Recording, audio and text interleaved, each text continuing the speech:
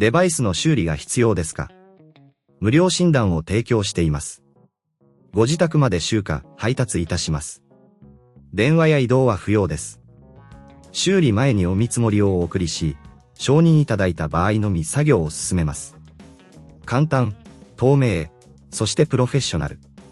リンクは説明欄にあります。こんにちは。今回は Lenovo IdeaPad Flex 5のバッテリー交換手順を詳しく説明します。まず、必要な工具を準備しましょう。ドライバーセット、プラスチック製のスパッチャー、そして静電気防止手袋が必要です。バックスラッシュ N では、まずラップトップをオフにし、電源ケーブルを外します。次に、底面のネジを外します。ネジは4つありますので、すべて外してください。外したネジは小さな容器に入れて、紛失しないようにしましょう。バックスラッシュ N ネジを外したら、スパッチャーを使って底面を慎重に開けます。この際、壊れやすい部分に注意してください。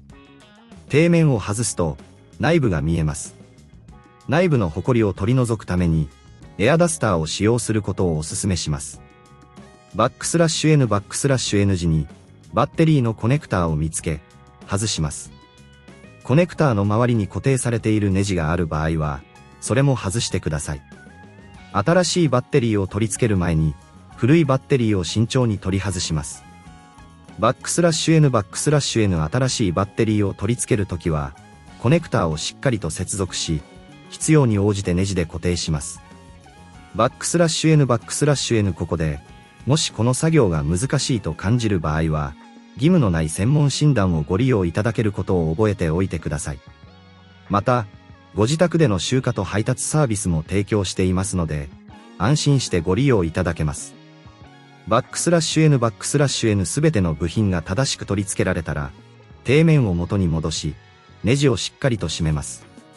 バックスラッシュ N 最後に、ラップトップを起動し、新しいバッテリーが正常に機能しているか確認しましょう。